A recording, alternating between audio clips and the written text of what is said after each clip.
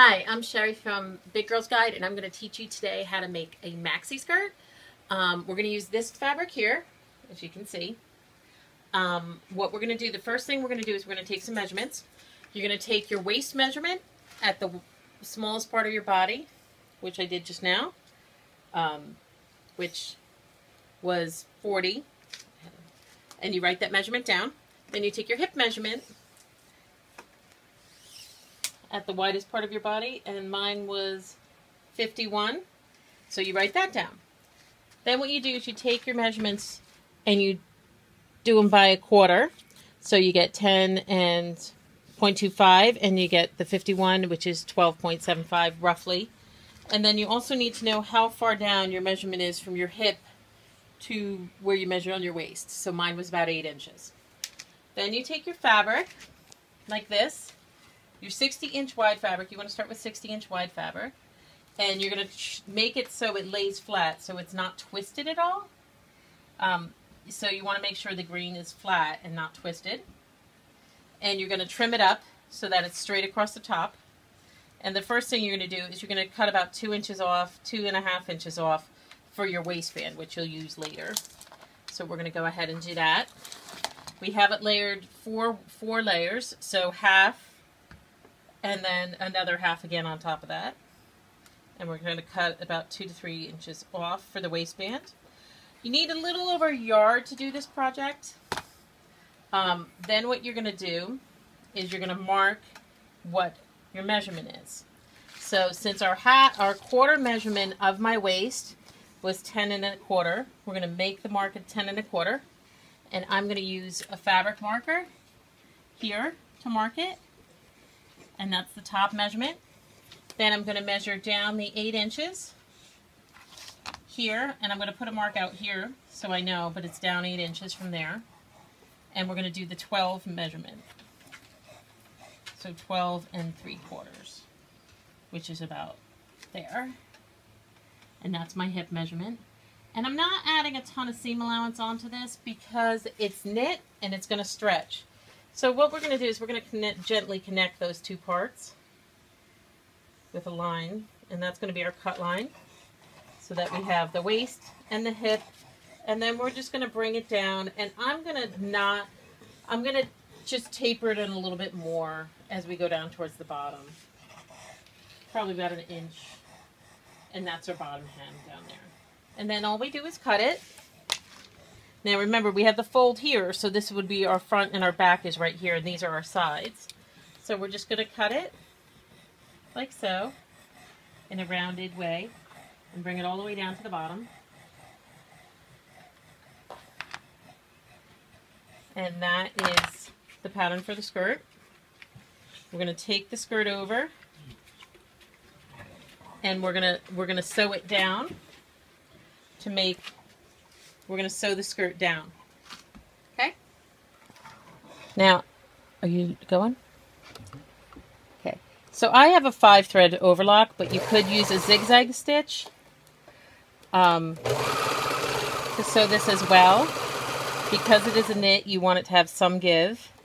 Like I said, this is a 5-thread overlock with a chain stitch, so it kind of does it all in one thing. But you could do a zigzag stitch, and we're just going to run it down to make our side seams, just like that.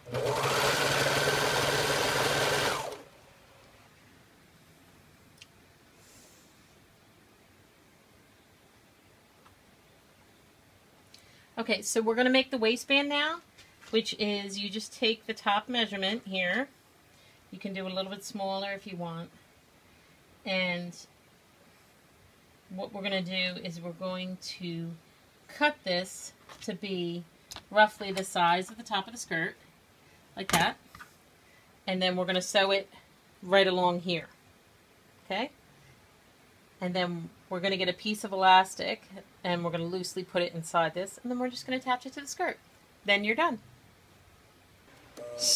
So we're just going to sew the top part of the elastic here on the waistband, just like that, so that we have a seam. That's it.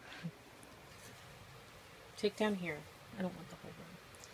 Okay, so we're going to take the elastic measurement. We're going to do the elastic so it's just kind of loose. We don't want it too big. So we don't want it to pull too much either because that will look weird. So we're just going to take it so it's a little loose, so it sits nicely, just enough to hold. And we're going to put that in there like that. And we're going to just make it a continuous loop on our regular sewing machine.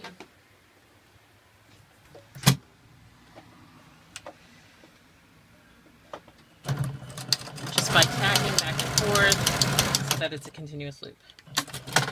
Like that. Okay, so to secure it so it's a little bit easier to put on if you're going to do it all in one stitch, I'm going to do on the waistband. I'm putting the elastic inside the waistband, and I'm just going to run a really long loose stitch around this so then it holds it together when we attach it to the rest of the skirt.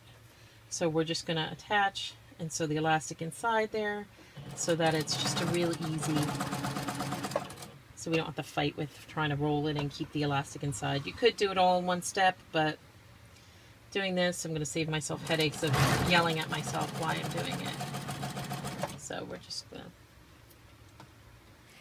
So I put the elastic inside the waistband so it was easier to attach to the skirt. So then we're just going to take it over. We're going to take the top of the skirt, which is our smaller side, and we're just going to sew it on like that. Real simple and real easy. And then the skirt is done. So, okay, so we're attaching, ready? We're attaching the waistband to the skirt. Very simple. Just sewing the two layers together.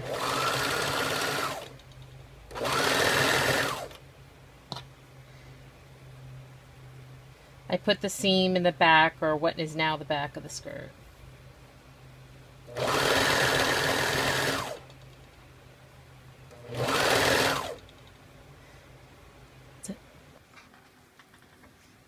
So we attach the waistband. It's completely attached all the way around. You can throw an extra stitch in if you want to, but you don't have to.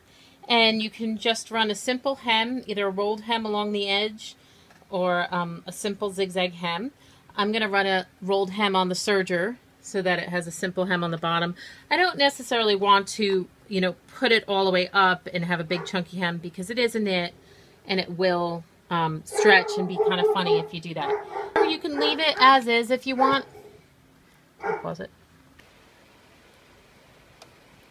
Okay, so I'm going to use my serger for the bottom hem on this.